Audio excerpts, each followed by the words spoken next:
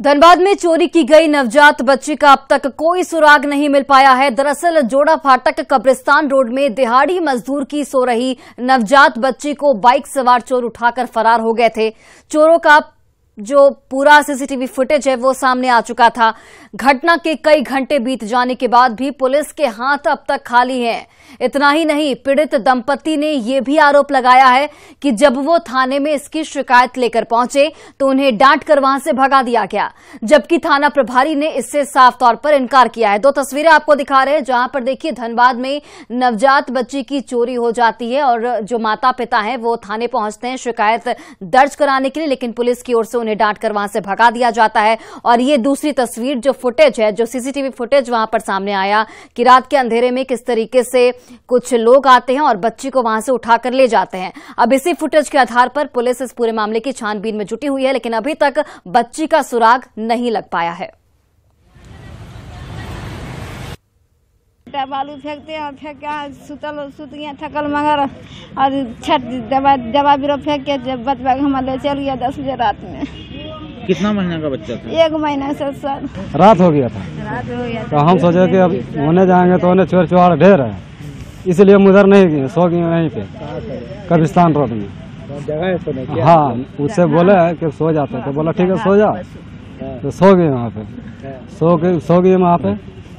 उठते हैं तो देखते ही पूरा कान चिल्ला रहा है कि लड़की नहीं है। कोई कंप्लेन नहीं किया है। कंप्लेनर का कहना है कि हम थाना गए थे, थानेदार ने कहा है कि पहले खोज अपने आसपास पता कर लीजिए, उसके बाद हम कंप्लेन दर्ज करेंगे। नहीं, इस ढंग की कोई बात नहीं है। कोई लिखित सूचना थाना को नहीं दिया, न उससे मुलाकात। और देखिए इस मामले के सामने आने के बाद अब कई सवाल भी खड़े हो रहे हैं। न्यूज 18 सवाल खड़े करता है कि आखिर बच्चा चोरों का कब तक सुराग मिलेगा। सवाल ये भी कि मदद की जगह थाना प्रभारी ने दंपति को क्यों भगाया, क्योंकि दंपति की ओर से यह दावा किया जा रहा है कि वो थाना में पहुंचे थे शिकायत दर्ज कराने के लिए, लेकिन उन्हें भगा दिया गया। सवाल ये कि सीसीटीवी में सबूत के बावजूद भी पुलिस अनजान आखिर क्यों है। खूंटी के मुरहू में कानू मुंडा को अगवा कर हत्या मामले का पुलिस ने खुलासा कर दिया है। घटना का मास्टरमाइंड कानू मुंडा का चचेरा भाई ही निकला। पुलिस ने मामले में 5 आरोपियों को गिरफ्तार किया है। गिरफ्तार आरोपियों की निशानदेही पर अलग अलग स्थानों से मृतक के सिर और धड़ को पुलिस ने बरामद किया है।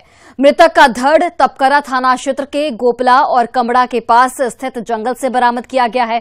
वहीं सिर मुरहू थाना क्षेत्र के पेलोल समीप मिला है। सागर मुंडा ने अपने साथियों के साथ मिलकर 1 दिसंबर को कानू मुंडा को बहला फुसलाकर अपहरण कर लिया था और इसके बाद उसकी हत्या भी कर दी गई थी। पुलिस ने आरोपियों को गिरफ्तार कर लिया है। सागर मुंडा और इसके साथियों ने मिलकर हत्या कर दिया और डेड बॉडी को कहीं ठिकाने लगा दिया। इनको ट्रैक करके आम ग्रामीणों के सहयोग से या टेक्निकल सेल के मदद से इनका लोकेशन मिला। पता ये चल रहा था कि ये भाग रहे हैं, कल ही ना भाग रहे हैं कहीं, मतलब झारखंड छोड़ के कहीं दूसरे स्टेट में भाग रहे। स्थानीय पुलिस सिमडेगा के सहयोग से वहां एसपी साहब हमारे कलीग हैं, उनसे मदद लिया गया। उनकी टीम पूरी लगी और सबको इंटरसेप्ट किया गया, जिसमें से 6 लोगों की गिरफ्तारी हुई। और बड़ी खबर आपको बोकारो से बताते चले, जहां पर 10 करोड़ के फर्जीवाड़े के आरोपी भवानी प्रसाद मुखर्जी को चास पुलिस की ओर से पश्चिम बंगाल से गिरफ्तार कर लिया गया है। गिरफ्तार आरोपी पुरुलिया मेंटल कास्टिंग लिमिटेड का निदेशक है।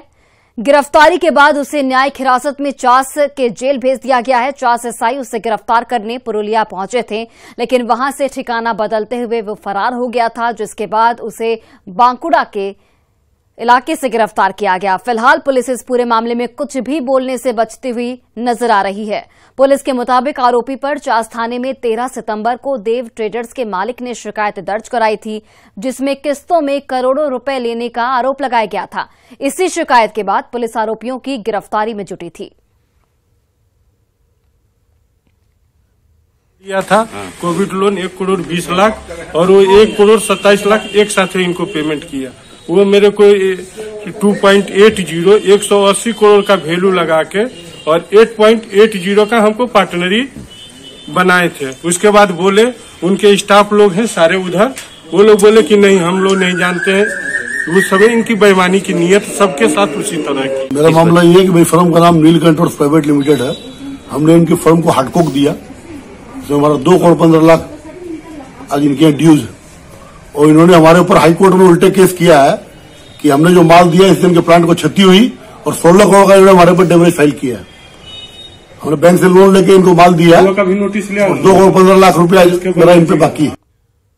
बड़ी खबर धनबाद से, जहां पर उत्पाद विभाग ने छापेमारी में नकली शराब की फैक्ट्री का भंडाफोड़ किया है। निरसा थाना क्षेत्र के जोगीदप्पा गांव में ये कार्रवाई की गई। विभाग को जानकारी मिली थी कि यहां लोग अपने घर में नकली शराब बनाने का काम कर रहे हैं।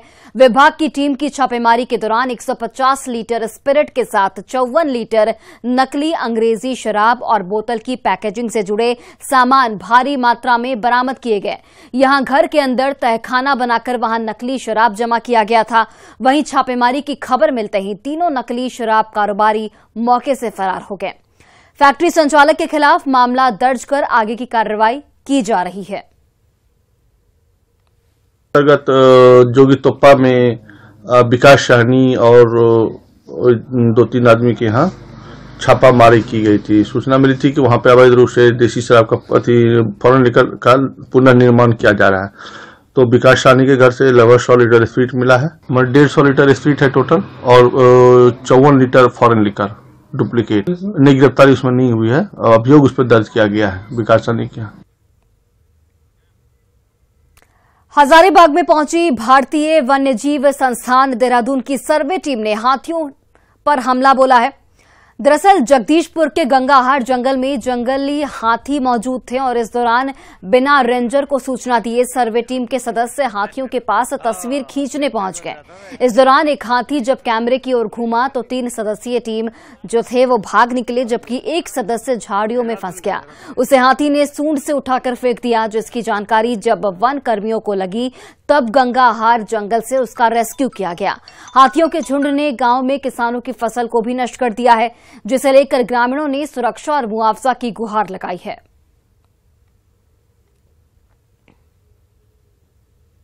जैसे हम लोग को सूचना मिला कि गंगाहार के जंगल में हाथी आए हुए और आसपास के गांव में, हम लोगों ने तुरंत त्वरित कार्रवाई करते हुए मतलब टीम को इकट्ठा किया और सबको, हम लोग सारे स्टाफ यहाँ पे आए हुए हैं और जितने पब्लिक हैं सबको हम लोग सतर्क कर रहे हैं ताकि वो लोग हाथी के नजदीक नहीं जाएं, सेल्फी फोटो वगैरह न ले, कहे कि जब ऐसा होता है तभी हाथी भड़क जाते हैं और हमला कर देते हैं मानव पे। और गिरिडीह के जसपुर में लगभग 20 हाथियों ने जमकर उत्पात मचाया है। मतवाले हाथियों ने करीब 2 एकड़ जमीन की लगी धान की फसल को बर्बाद कर दिया है। हाथियों के आतंक से ग्रामीणों में इस वक्त दहशत का माहौल है। ग्रामीणों ने प्रशासन से उचित मुआवजे के साथ साथ सुरक्षा की गुहार लगाई है। मिला जाए, क्योंकि अकाल में रोके थे, पटा करके बचाए थे।